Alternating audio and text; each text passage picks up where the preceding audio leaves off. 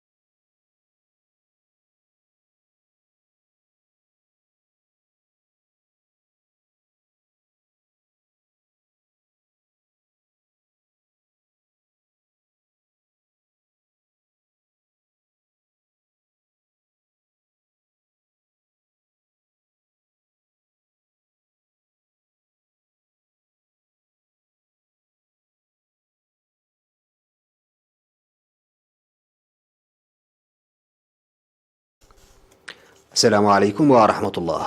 تتطلب مكافحة فيروس كورونا الذي ينتشر بوتيرة سريعة على المستوى العالمي تطبيق مشدد للتعليمات الصادرة للسيطرة عليه في البلاد وحتى زواله تماما، ويجب احترام التعليمات التي مددتها قوات المهام العليا إدراكا لخطورة المرض. لقد اكتسب الشعب وعيا جيدا بفضل أنشطة التوعية والإرشادات من قبل الخبراء، لكن على المواطنين الاهتمام الأكبر وتوخي الحيطة والحذر وتطبيق التوجيهات الصادرة.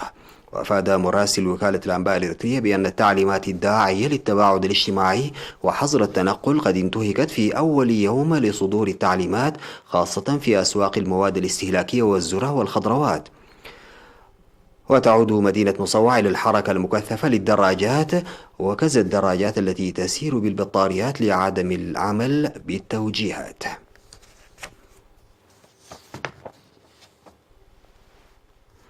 في إطار التبرعات التي يقوم بها الشعب لصندوق مكافحة وباء كورونا، قدم سكان مديريات قلوج وفورتساوا ودقة أكثر من 700 رأس من الماعز والأغنام.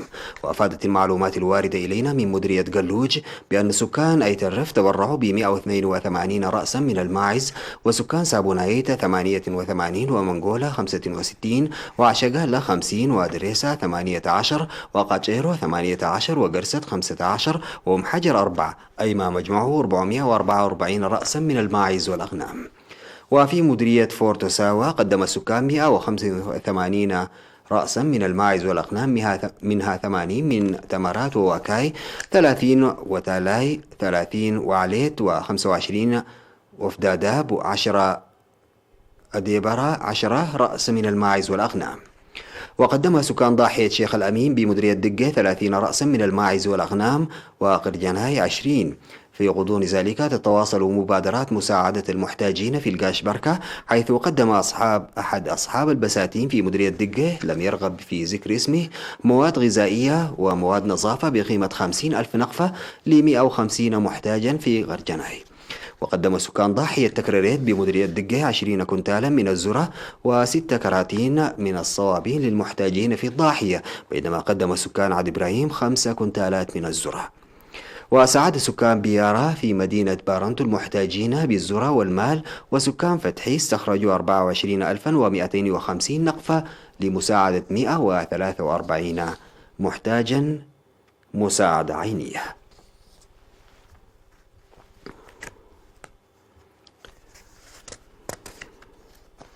وفي سياق متصل، دعم المواطنون في إقليمي عنسبة والأوسط المحتاجين لتخفيف الضغوط المعيشية الناجمة عن التعليمات الصادرة للسيطرة على فيروس كورونا. وأفاد مراسلو وكالة الأنباء الإريترية بأن 43 كنتالا من الذرة ومواد استهلاكية أخرى ومواد نظافة جمعت من السكان في بلدة إيدن بمديرية علا برعد، قدمت ل 170 أسرة. وفي مديرية حمل مالو جمع سكان فلودارب 49 كنتالا من الذرة ومواد نظافة، وتم تقديمها ل 76 أسرة محتاجة. ويقوم صاحب مخبز تي بمدينة كرم بتقديم 6000 من الخبز يوميا لمدة 10 أيام للأسر المحتاجة. وقدم أصحاب فندقي شيغي ويوهانس في مدينة كرن الفندقين لوزارة الصحة حتى زوال خطر فيروس كورونا. وألغى السيد شيشاي أبرهة إيجار شهر من 8 مستأجرين لمنازله في مدينة كرن. وينشط السكان في كافة ضواحي إقليم عنسبة لمساعدة المحتاجين. وفي الإقليم الأوسط قدمت صاحبة متجر سنايد في مدينة أسمرة الفلفل الأحمر والحمص المطحون أي الشيرو بقيمة 11,500 نقفة، ومواطن آخر ما قيمته 1,800 نقفة ل100 محتاج في 22 من إبريل.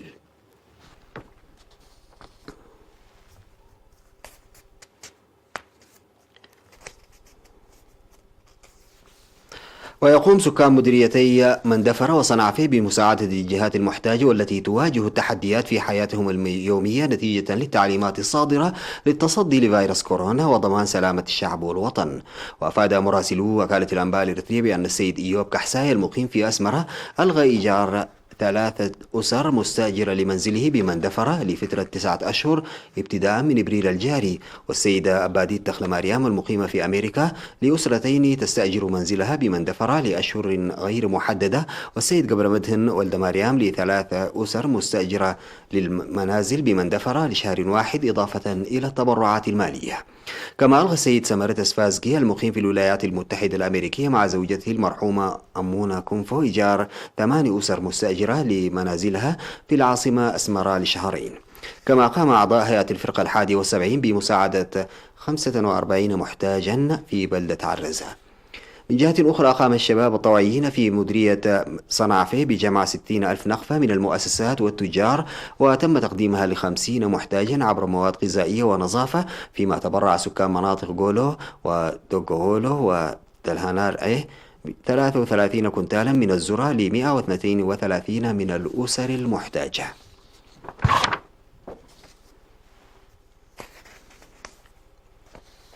هذا وتتواصل التبرعات الفردية والجماعية والمؤسسات والمدن والإدارات والتنظيمات الوطنية لتنمية صندوق التصدي لكوفيد 19. وبناء على ذلك ووفق المعلومات الواردة من السفارة الإريترية في جنيف، تبرع المواطنون المقيمون في سويسرا حسب مدنهم وتنظيماتهم ب 432,976 فرنك سويسري، أي ما يعادل 441,812 دولار أمريكي، إضافة إلى 30,000 نقفة. وقد تبرعت جالية أراو ب30,000، وفرع الاتحاد الوطني للمرأة في سويسرا 30,000، وجالية عريسو 1000، وجالية بيرن 55,840، وجالية بازل 50,290، وجالية فريبورغ 8,670، وأعضاء السفارة في جنيف 6,382، وجالية جنيف 41,520، وجالية كور 10,820، وجالية جورا 5,350، وجالية لوزرن 16,690، وجالية نوشتال 4,410، وجالية سنت غالن 15,000، وجالية سولوزورن 12,500. كما تبرعت جالية شويتز ب6,000، وجالية تروغاو 10,920، وجالية تيتشنو ب13,650، وجمعية أمهات سميرنا في لوزان 10,000 نقفة، ولجنة مساعدة أسر الشهداء التعاونية في لوزان 10,000، وجالية فاود 28,714، وجالية فالي 11,810، وجالية زوغ 3,610، ولجنة زيورخ للتصدي 16,650، وجالية زيورخ 42,150. في غضون ذلك تبرع السيد زرعي برها صاحب مطعم لاغازيلور بجنيفا مع أسرته ب30,000 نقفة.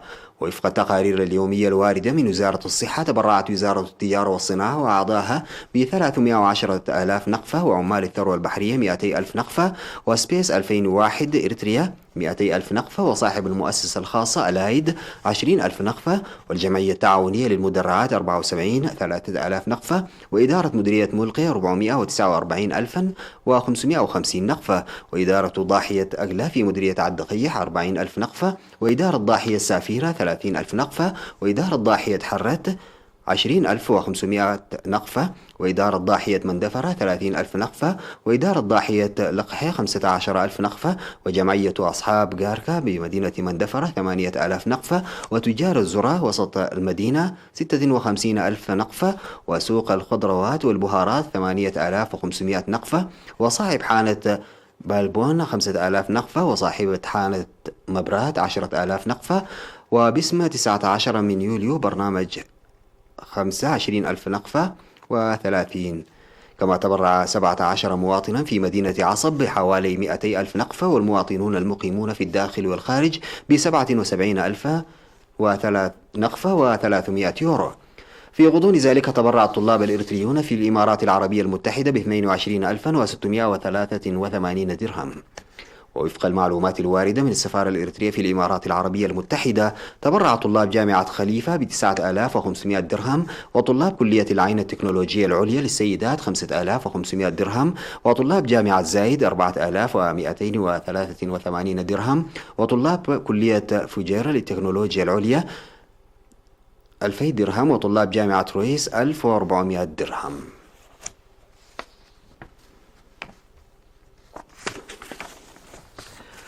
نتوقف سادتي مع فاصل قصير، ومن ثم نعود بالأخبار الخارجية.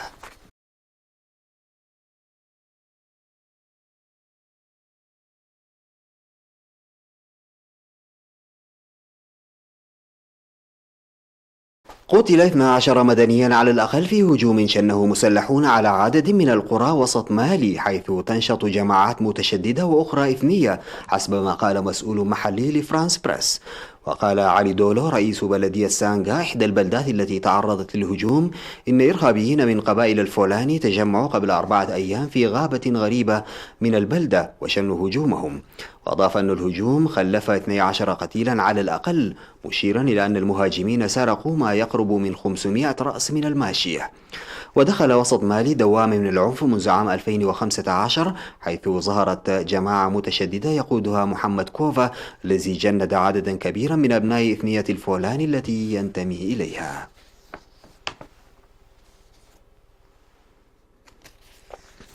حذر مبعوث الأمم المتحدة الخاص للشرق الأوسط نيكولاي ملادينوف إسرائيل من ضم أجزاء من الضفة الغربية، قائلا إن مثل هذه الخطوة ستقوض حل الدولتين المدعوم دوليا.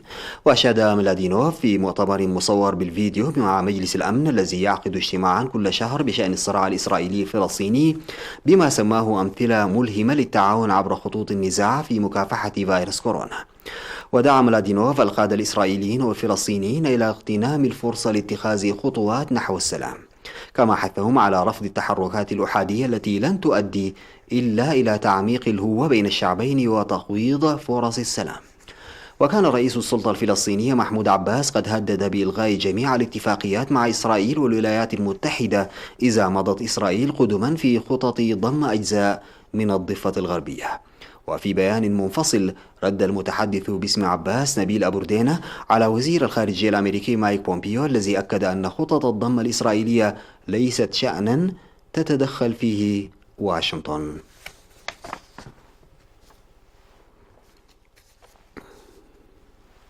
وفي واشنطن أقر الكونغرس الأمريكي خطة جديدة بقيمة 483 مليار دولار لدعم الاقتصاد والمستشفيات وتعزيز الفحوصات المخبرية في مواجهة جائحة كوفيد-19 التي خلفت أكثر من 50,000 وفاة وألحقت بأكبر اقتصاد في العالم أضرارا كارثية وأجبرت 26 مليون عامل على ترك وظائفهم. بشبه إجماع وافق مجلس النواب على هذه الخطة التي كان مجلس الشيوخ أقرها بالإجماع، ما يعني أنها ستحال فورا إلى الرئيس دونالد ترامب الذي يؤيدها بشدة، وبالتالي من المفترض أن يوقع عليها سريعا لتصبح سارية المفعول. وبموجب الخطة فإن الشركات التي ستحصل على القروض المدعومة من الحكومة الفيدرالية يمكنها أن تطلب شطب هذه القروض إذا لم تسرح أي من موظفيها أو إعادة توظيف أولئك الذين سرحتهم بسبب تداعيات كوفيد-19. وعند دخولها حيز التنفيذ ستكون هذه ثاني حزمة مساعدات ضخمة من الحكومة لدعم الاقتصاد المتضرر بشدة من تداعيات جائحة كوفيد-19 التي تركت الملايين بلا عمل.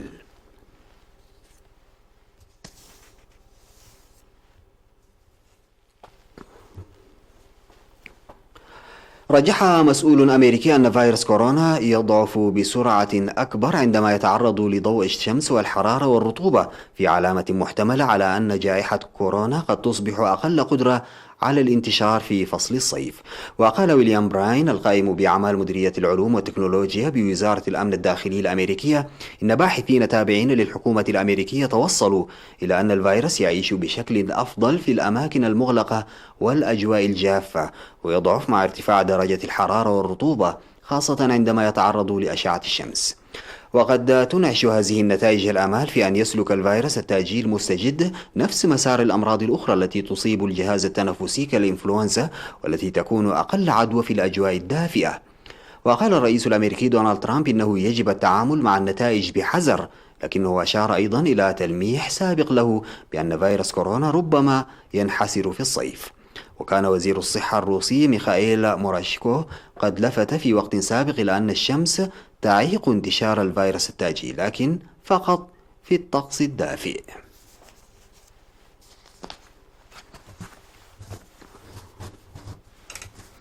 انتهت نشرة الأخبار قدمتها لحضراتكم من الفضائية الإريترية. شكرا لمتابعتكم، رمضان كريم، والسلام عليكم ورحمة الله تعالى وبركاته.